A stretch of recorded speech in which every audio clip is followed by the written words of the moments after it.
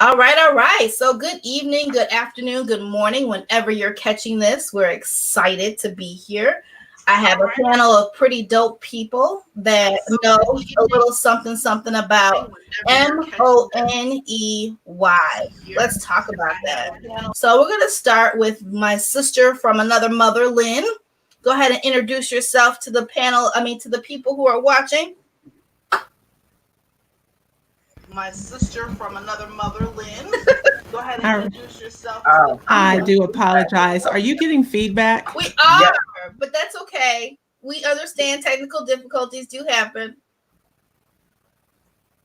No worries. You won't be kicked off the panel. No problem. You got two devices up. You probably got to turn your phone down if you got your laptop up. Two volumes. Now we can't hear you. Now we can't hear you. We can't hear you. Can't hear you. We see your pretty face. We can't hear a word you're saying. All right. Can you hear me now? Yes. Okay. I'm sorry. I'm not sure exactly what was going on with all this technology, but we're here.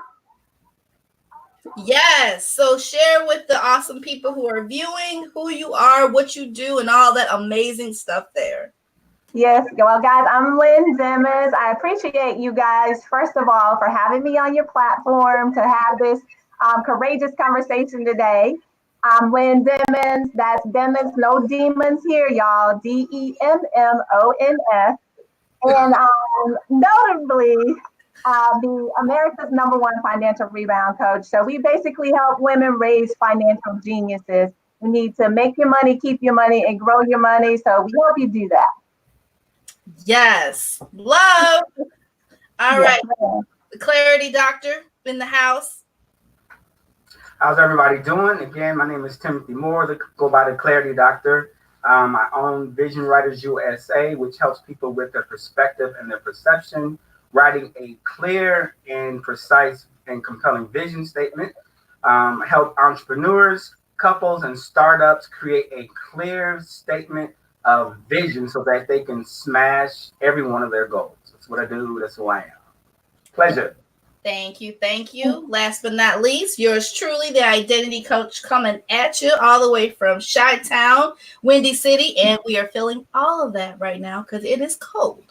I'm an international figure as I help women discover who they are by using sensitivity, discernment, and love, and just unlocking who they are and exposing them to their gifting. So excited to be able to have the two of you joining us tonight for such a topic. So I asked the women what they wanted me to share on, or what do they want me to bring experts in on, because I don't know everything. And so when we talk about money, I think it's a situation where a lot of times we're not taught how to properly spend money. We're taught to exchange it, but we're not taught to how to, spend. And so I really wanted to take the time to retrain a lot of the women who are here in my group here to be able to understand the power and the energy between their relationship and money. So Lynn, can we talk about some of the things that you do as you train women on how to relearn their boundaries, or to reestablish boundaries with money and their relationship with that, so they know, okay? Because for instance, like for me, I can wear faded glory. I don't have to wear the red bottoms or the fancy smancy name brands, but some people come from that.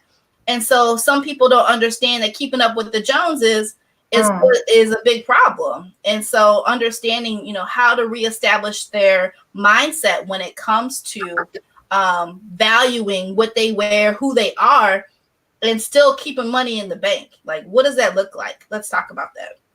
Sure. And that's a very valid point that you brought up, because oftentimes the people who look like $1 million don't have a cent to their name because they are wearing it all, right? That consumerism mindset, which is one that truly needs to be reassessed. When we think about our culture specifically, there are a lot of things that we are trained to do as far as money is concerned. But looking at what you do to make your money grow is not one of those things that we typically think about or that we're taught about. Yeah, we talk about, whether or not we have money to do certain things. And we may, you may have had those conversations with your parents about budgeting, and you may have had those conversations about saving. But the extent of that went to saving in a bank account or saving in CDs or saving in bonds. So safe things that we do with money. So when it comes to spending our money, what I talk to women more so about, it's okay to spend, right? Mm-hmm. But you must have a plan behind your spending. You must have priorities behind your spending. You must have goals related to your spending. So one of the things, for example, in my group, one of the things that I taught this season was it's okay to spend on your kids for Christmas, but make sure that you took at least half of that amount that you spent on those toys and those Jordans and those games and put it into investing with your child. Use it as an opportunity to now train your child around investing. If you have these conversations with them now and they start learning how money works at an earlier age, they're less likely to make those mistakes that we see happening over and over and over that's so deeply entrenched inside of our culture. So Yes. that spending is the number one thing that we look at when we start the money conversation. I But love it's important to think about the mindset behind the spending. Why is it that you're spending? Why is it that you need the red bottoms and not the faded glory?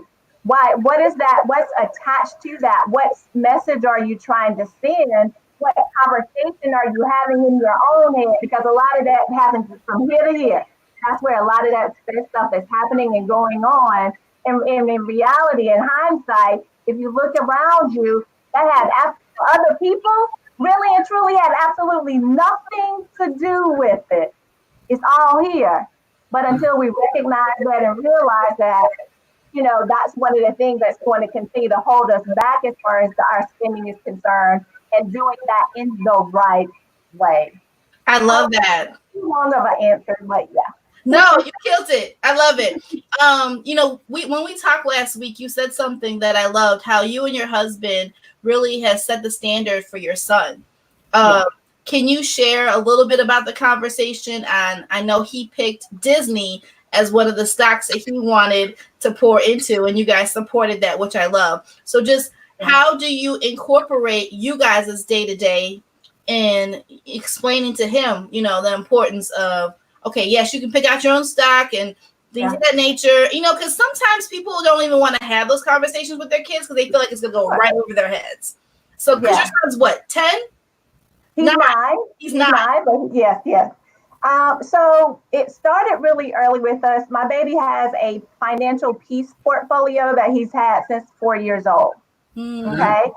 And in his financial peace portfolio, he has his little sections. He has a saving section, a spending section, a giving section, and then we also incorporated investing into that. In the beginning, I started out with his investing on his behalf for him, but I would print out his statements. So you know how you receive your quarterly statements of your investment portfolio and what it looks like. So inside of his financial peace portfolio, we also include his statements, his bank statements from his savings account, his statements from his investing account, and then his savings for college. Okay. So he has all of those things, and we just do a monthly check-in with him so he can actually look at his numbers. Wow. And see, where he's going. And with that, one of the things that we do is I always have conversations with him around what are the kids into today, right?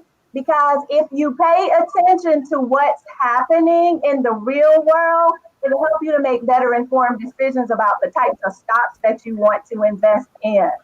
So he knows, like for instance, and this is crazy, but my baby wanted the AirPods for Christmas. And all the kids want the Apple AirPods because they think that's the big to do. They want these $150 earbuds that they're going to lose, right, in a very short period of time. But I talked to him. I said, well, look, baby, if you look at Apple stock and the stock just keeps going up, I think it's a greater investment opportunities for us to buy shares of stock in Apple right now, as opposed to just purchasing those AirPods, right? So that you can continue to make money. And when we make that money, you can get all the AirPods for free, right? Wow. What we need to do is just be intentional, being intentional in those conversations and starting baby steps, right? Don't do the way that we did. Well, I'll just give you my personal introduction to stocks. Do you remember when we were in high school and in economics class, Yes. and we had to learn how to read the stocks? But and I'm dating myself. We had to do it in the newspaper. Yes. We had the our whole entire school district. So everyone in the different schools had teams. We had investing teams, and I happened to be on one of the investing teams, and we were competing. I wish I could sit here and say, guys, we won. We won the county championship, but we were at the bottom of the bottom, right? And we didn't understand, all of those ticker symbols. We knew the arrow, the up arrow meant something was going up, and the down arrow meant something was going down, but that was the extent of it. We didn't truly have an understanding of stocks and investing the way that it was presented in my economics class. So what I essentially have done with my little one is training him bit by bit now, so that now when he starts to see those types of things, he can have a better, more informed conversation around stocks. And he's so funny. I love my baby to death. He'll go to school. He'll even tell his teacher. He has conversations with his teachers about about his portfolio. And he said, "Mama, can I take my portfolio to school and show my teacher?" I said, "Well, baby, no, that's not a good idea. Right. But I appreciate your enthusiasm of wanting to share this, like with your teacher, with others." But yeah, that's the conversation we have with the little one, so that he can, it's all about building generational wealth over here, right? So how do we leave the legacy that helps him to build wealth while we're also building wealth for our children's children, not just for him, but so that it'll last for generations. So the conversation has to start somewhere. So why not with us, and why not today? I love it. I love it. Tim, do you have anything you want to add? I just want to know who are your parents. That's what I want to know. Who got you there? Because that is unusual. That's that. Look, how? Yeah. Yeah. Well, it's been a lot of, it's just networking and being around the right people at the right time. It was not something that I intentionally sought out to do from the jump. It started with right? It started with introduction to finance classes. I was in college and I was in my educational leadership program, and we had to learn some things about finance. And it just so happened that I signed up for the wrong finance class. Oh, wow. And signing up for the incorrect class, I was just introduced to some people who were, thinking along those lines. And the conversations just grew from there. And I'm just simply thankful. Hindsight is always 2020. I'm thankful for that mistake, because that mistake has now put me on a completely different path to start thinking about this in a different way. And then from that, I just started reading more. I started going to seminars and trainings and other workshops myself to learn how to invest, so that I can now position myself and my family so that we can also be better informed and be able to do these things as well. One of my uncles as well also did, when we were growing up, we had a family investing club, and my uncle started that club. Wow. And I was not as versed in it. I knew I was putting money in, everyone was putting money in, but we didn't have a true understanding as to what was happening. And I said, you know what? if I want to understand what's happening, I think I need to take some time out and learn more about what's really going on. So there were several different roads that led to this path that we're currently on today. And we're continuing to learn. My husband's continuing to learn other things. I'm continuing to learn other things, and we're teaching our child those things as well. And as many people as possible who will listen, because not everyone's ready for this conversation. Right. Right. Yeah. That's good. That's powerful. And I think that it's so cool that you involve your son in that conversation, because he needs to understand where things are going just in the world in itself, and just to pay attention to the market. That's really key. And who would have known Disney and Netflix are at cahoots about whatever they're at cahoots about? I don't know. You told me. I was like, oh, really? I don't pay attention to all that. But the fact that you do, because of the interest that your son has in stock and Disney, like, that's so amazing to me. Yeah. And I know there's a lot of women that are watching this or will watch this as well, just thinking about our upbringing. I know I wasn't introduced to that. I know I had a savings account, woohoo, but I was taught to put money aside. But you're talking about CDs, stocks, bonds. No, we didn't talk about all that. We just talked about, here's your chore money. This amount goes to savings, and then you can do whatever you want to do with this. Like, I always heard, spend a lot, save a little. That's what I heard growing up. And so my grandma, she's really good at keeping a $50 bill on her at all times. And it can be the same rusty, crusty $50 bill that she's had in the same spot for like 5-6 years. She doesn't, if she touches it, she'll replace it later. Like, she always keeps it there. I'm like, what's that all about? She's like, you're always supposed to have money on you. I'm like, whatever. I use my debit card, because I'm used to, I can track it. Even if I spend $1.07, I know where it's going. Sure. But I'm a stasher. So for me, I have multiple bank accounts and I have money in different places. So if I exhaust one, I have money somewhere else. So I guess a little something they taught me, but not to that extent there. No, I guess that went over my head in high school. I was like, because we had to learn how to read like corn and rice and all that. I'm like, this is boring. Yes. Yes. Yes, agricultural stuff. I wish I kind of like Spanish. I kind of wish I would have paid attention to that. Anyways, we're talking about money here. So my upbringing with money is different. Tim, what was your upbringing like when it came to money? Desperate. Yeah. It was, the environment was, try to get some. It was always rare, scarce. Food was in the house, but money, we didn't learn anything about it. It was all in school. So there was a lot of emotional attachment to money. Your happiness, your peace, when you have it, the house is happy. And when it's gone, you can feel that, the solemnness in the home because there's no money. So just even kind of what, she was talking about, even spending, what I'm learning now, the difference between spending and being a consumer and then being an investor, and how consumerism is just that idea of, I want to constantly consuming.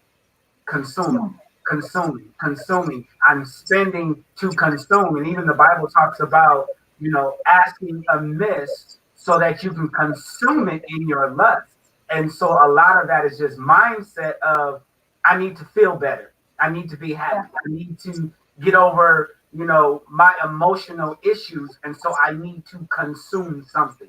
And so money is that thing that you get to buy your consumables, versus when I started my business, now I understand it isn't about spending, but it's about investing or exchanging for an asset. And that's a whole different mindset.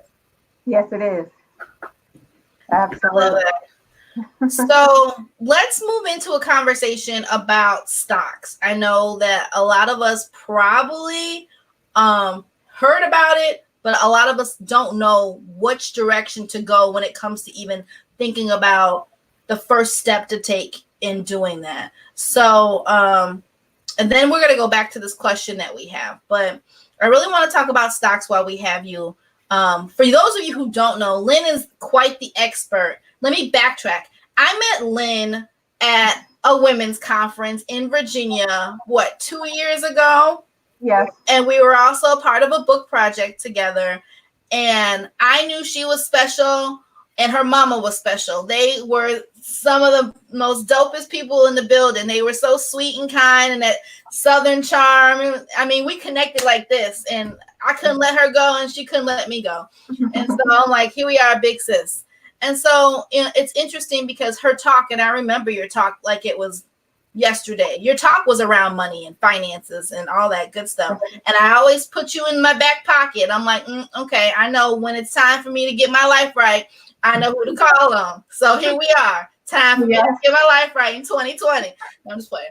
But being able to help empower these women who need to understand their relationship with money needs to change. Because we weren't taught these things.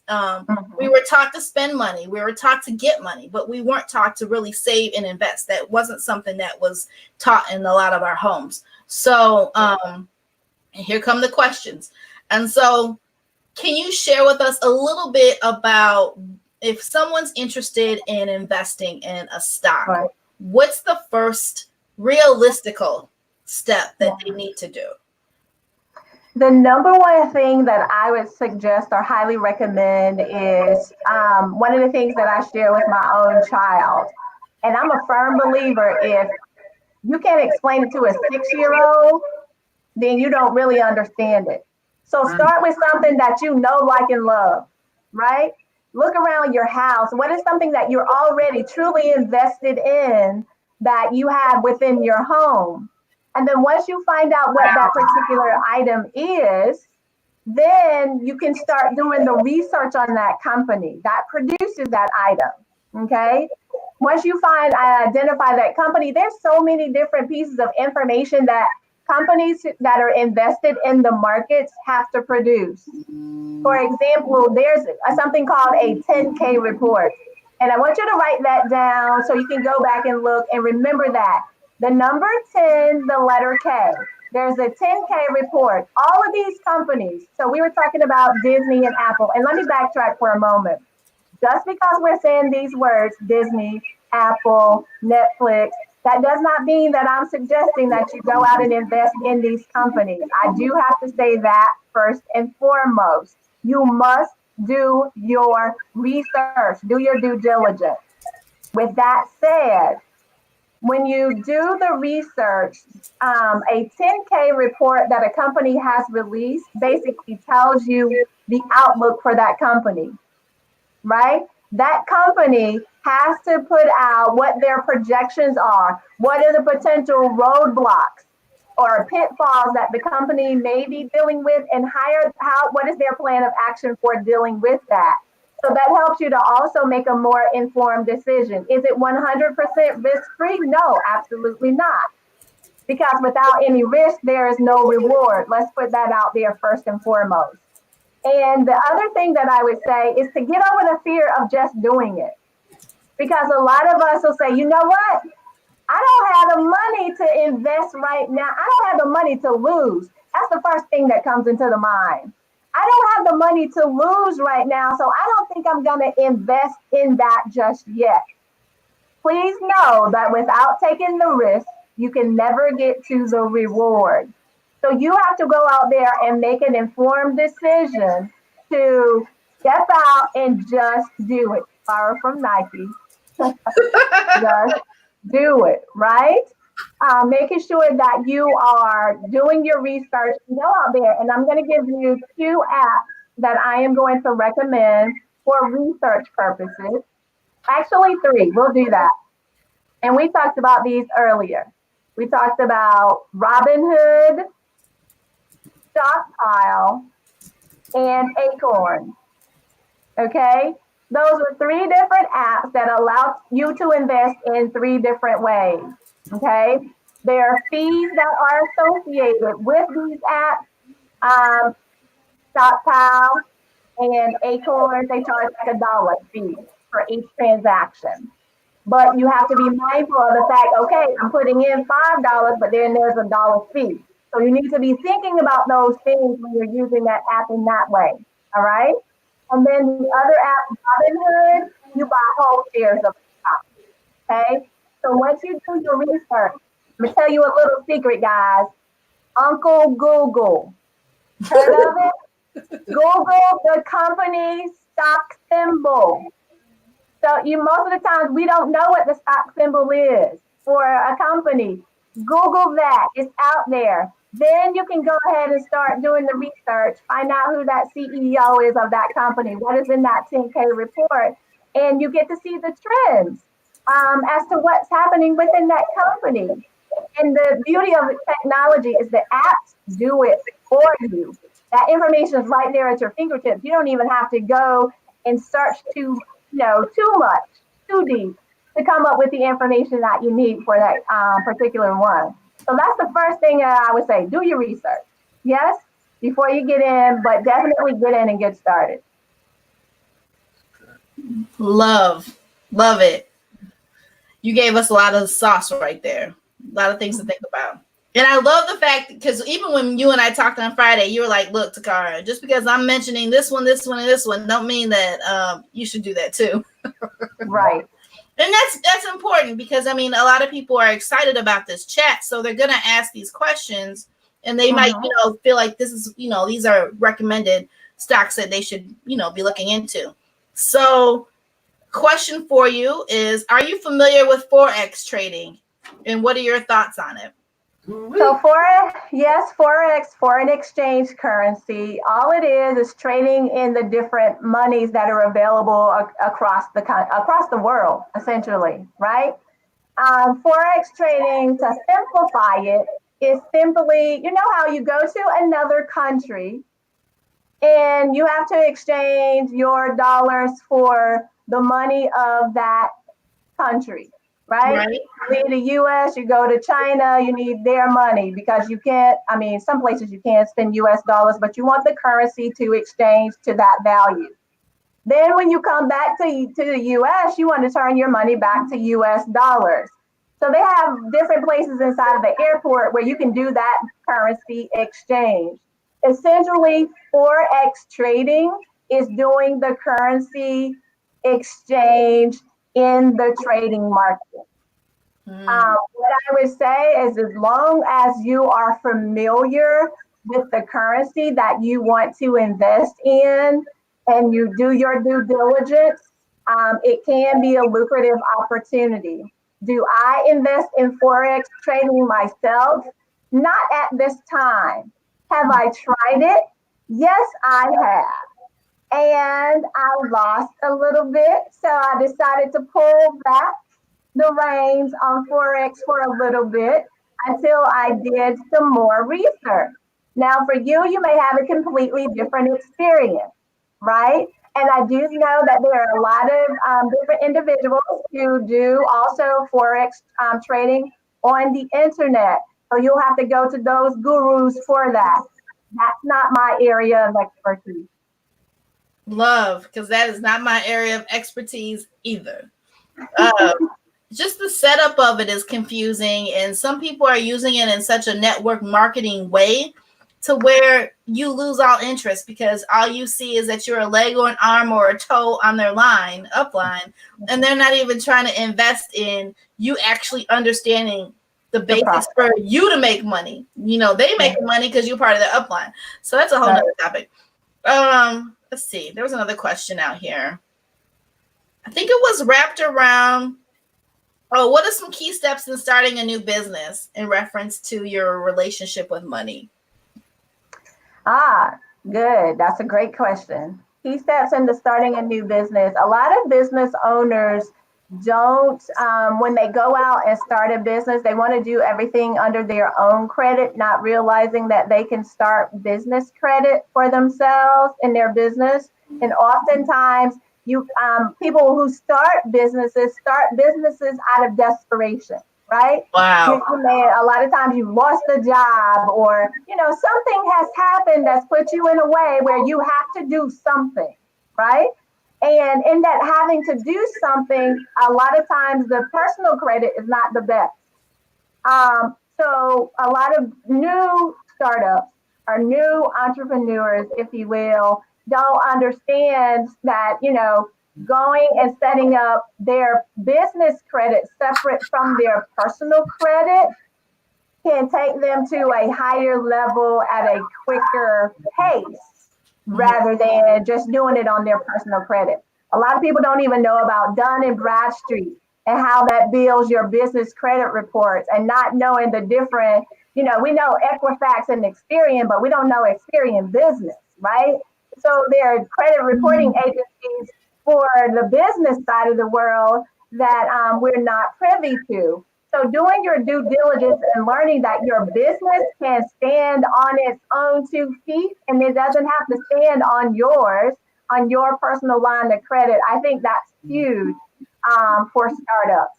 Now, is it easy to get started? There are certain steps that you can take. Yes, it is simple, but it's not easy. There are lines of credits that you can get out the gate as a new business owner. Like the company Quill or Uline, for new businesses, they'll give you access to business credit. All they want you to do is to make sure that you're paying for that in a timely fashion. You have your information on Dun and Bradstreet, they're tracking that record for you. So there are different things that new businesses can do to build their business credit separate from their personal credit. But a lot of times we don't get the information that we need to be able to take those steps. You dropping gems tonight. Gems. Love. Yeah, we gotta get it done the right way. Amen. Amen. Yes. For real. Yes. And thank you for, I'm not sure who asked that question, but thanks for asking that question, because that was far from my mind. I know, and I'm sure it's going to bless somebody else who's catching this either live or on the replay. So, parting, do you have anything, Tim? Nope. Dun and Bradstreet, just all. Well, Dun and Bradstreet, you know about that? I've heard of it. Now I'm about to go and actually explore it in more detail. Right. And what were those other couple names that you dropped? You dropped like 3 names on us. So I dropped Quill. If you go to quill.com, Quill.com, it's a company that will allow you to get the different supplies and things you need. Yeah.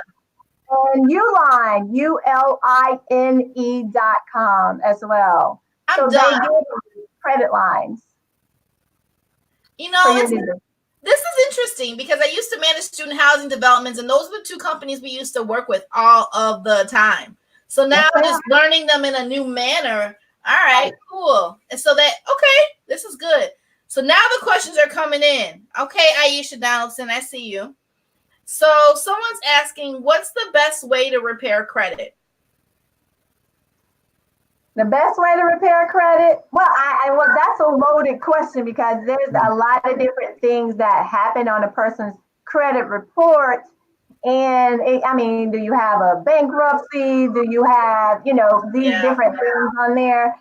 So that can go in so many different directions. But for the quick and short answer, the best way to repair your credit is to go in here, do the work, and to do it yourself. Amen. And I think that's what she was leaning towards, because you see all these network marketing groups that are saying, you know what, 99 down and 2,000 a month, I can clear your credit up, and not teach you how to do it. So lean on me as long as I get your money to clean up your credit. Right. And if you don't do it yourself, guess what's going to happen? You'll end up in the same boat yet again, doing the same things that you did before. Whereas if you go through the process and work it out, not on your own, you don't have to do it alone, because there's tons of information out there. If you don't use Uncle Google, Mr. YouTube is also available with all the information that'll help you. There are even sample letters out there that are for free that you can send to those companies that you need to talk about some of those discrepancies that you're finding on your credit report. It's just a lot of the time, guys, people just don't want to do the work because they're lazy. Amen. Yeah. Or you know what, too? I don't want to break the screen, but that's essentially what it is, right? We keep it real. Or I think the other thing is that there's so many network marketing companies out here that are saying, give me this and I can do this, blah, blah, blah. And a lot of people are just like, okay, let me pour into this because I don't have the time, or I don't know what I'm doing, or, you know, it's just an easy exchange of time because they just don't want to learn. But and it can be laziness, or I think some people just don't have the capacity to learn all these different steps and keep it straight either. But I know for sure that there's a lot of quick, rich schemes out here in reference to credit. And it's crazy because people are like, oh, you should join my team. And I'm like, I'm so over y'all and y'all teams in reference to clean up my credit.net.org.usa. Whatever. I'm over it. It's just another way for people to make money. Right. And I just want to clarify one point. I don't mean that people are lazy in the sense that they are just downright lazy. So I don't want to get anyone sending me a message. How can you say I'm lazy? I have all of these things going on. I get it. There are situations and circumstances that everyone has to deal with. But I meant lazy from the perspective of the information is readily available to us. Everyone has a smartphone. Everyone, you're on the internet right now watching this. The information is at your fingertips. That's good. There are no excuses. That's good. I love that. Now that's real. Love it. Mm-hmm. Wow. This has been powerful. I love this because as we are entering a new year, decade, and, you know, everyone, well, not everyone, some people make these New Year's resolutions, and you have people who are setting goals. You know, there's quite the difference. That's a whole teaching in itself. Amen. Hallelujah. Yeah. But I know money is involved. And so people want to, you know, start off the year at least on the right foot. And so I really wanted to do this to be mindful of teaching people that there's a way to, you know, gain the wealth that you need, not just for your now, but also for your next. And there's people out here that can help you get to where you need to go. And then there's tons of information. So I think some people are like on information overload to where you've heard so many different things. And so now they're like, okay, let me try to clear my slate. But what does that even look like for me clearing my slate? Because I have so much embedded in my head because this and this and this and this. So to be able to have these conversations like this are so helpful to be able to at least clear the path. And then, you know, they have the power to decide what they want to do with the information that's been shared tonight. So thank you for sharing. Tim, thank you for sharing. I mean, I think it's really important that we have the knowledge to stop the cycles because we have the power to do that. I think sometimes it's mind over matter, you know, and you've come from, you know, mama said, daddy said, papa said, and so you feel some type of way of breaking the tradition, but it ain't no healthy tradition. So why do you feel some type of way? Because it's not getting you anywhere, you know. Right. So just that whole, you know, perspective on now it's time to move. It's time to really break free and be more intentional with your exchange of, you know, how you spend your money and what does that look like. I know everybody watching this has found this helpful in some manner. I love what you said about the credit piece because when I tell you, I've had people approach me like, oh, you should join my credit team. And I'm like, for what? And then just to hear how these people are making $200,000, $300,000 a year off of credit repair by just building teams. That says something. That says a whole lot, you know. Network marketing now is taking advantage of people who don't know how to repair their credit. You know. Mention one thing too. I was just kind of thinking, survival mode, and people. A lot of times, I don't even think that we know that we're on survival mode. And I think when I look at my own home and household and how I grew up, when you're living in survival mode, you're in a certain place mentally where investing and you know, trying to get ahead, even starting a business, creating opportunities for yourself. The physiology of being in survival mode, you can't create because the mind is simply in fight or flight. And in that place, you aren't, you know, you're unable to be inspired to really go to the next level. And so you have to do that work to get out of survival mode. And that's simply, believing in that the provision is out there for you, that you don't, have to beg and plead for money, or money is your escape and money is your hope and money is your solution. If I could just get more money, that's an incorrect relationship right there. No, it's not. You can get more money if you can see the value of yourself. If you can know and understand how powerful you are as a being, as a person, as a spiritual entity on this world who's made in God's image. If you could just create and tap into that, money will be attracted to you. So really, it's you have to figure that out and do that work on the inside and know, hey, I got to get out of survival mode first and stop just feeling like, oh no, I can just make it to tomorrow. So that's my rant. It's a really good rant. Just saying. It's good. I mean, but you're right. A lot of us have been in that place. And so that's, like we were saying, mama said, daddy said, and they're just saying what they've said from survival mode a lot of times. And so then we take on these mindsets, and we might not be in survival mode, but we were taught survival mode. So then there's that battle, there's that conflict on what, how to really push past that. So this is really healthy and good. I love this. Any final words before we wrap this up? Well, what I would like to offer to anyone who's watching the video, I do have a 7-day prep course for investing. It's actually free. I have it can be delivered to your email. If you go to bit.ly, that's B as in boy, it.ly/7-day prep investing. This course will be delivered to your emails. That's for those of you who are going to take action and do the work. It helps you to come, as Tim mentioned earlier, it's talking about how it helps you to come out of survival mode into the 7-day prep. It's the number 7. I'm sorry, Takora. The number 7-day prep investing, no.com.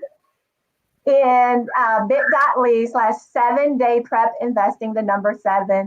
Or I also have an investing masterclass. If you want the video, instead of getting it delivered to your inbox, it's a free video.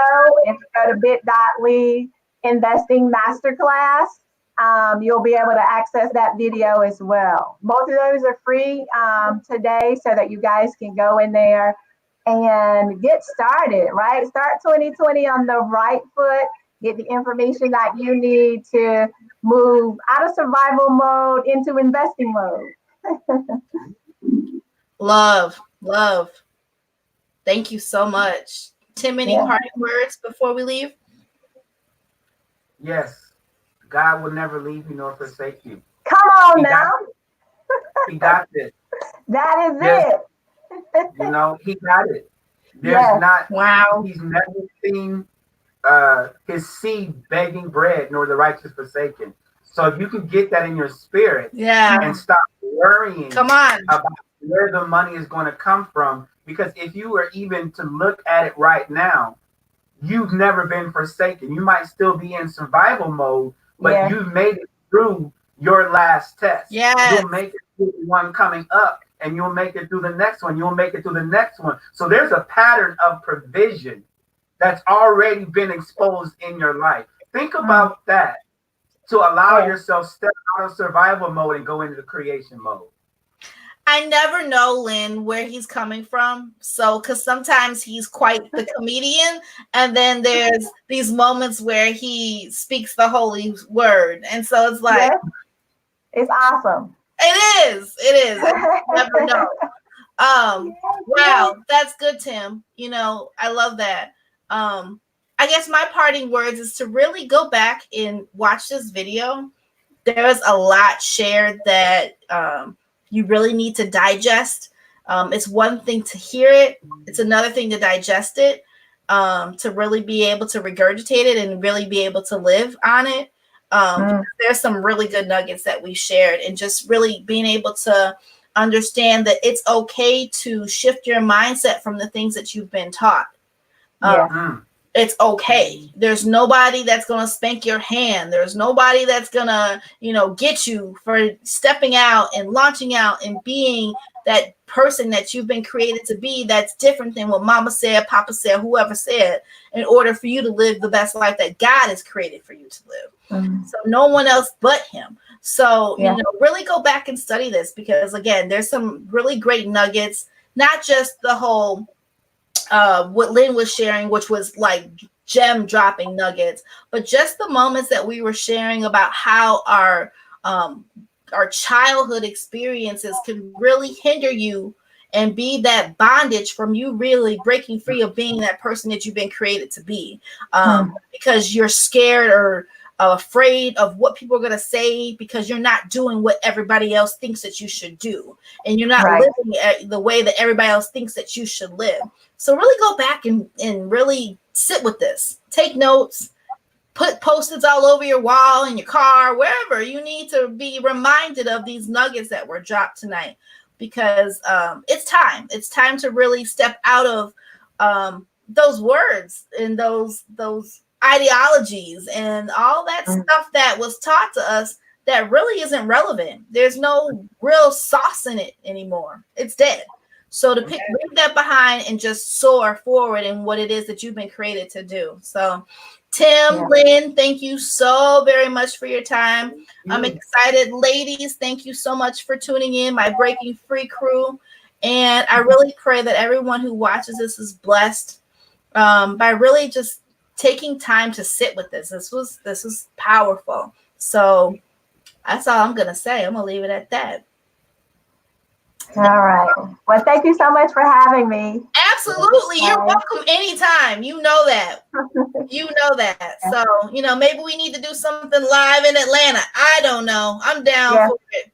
Absolutely. You saw his face. He's down for it. And bring the Doritos, Tim. They right there. All right. Thank y'all so much. Peace out. Much love. Bye.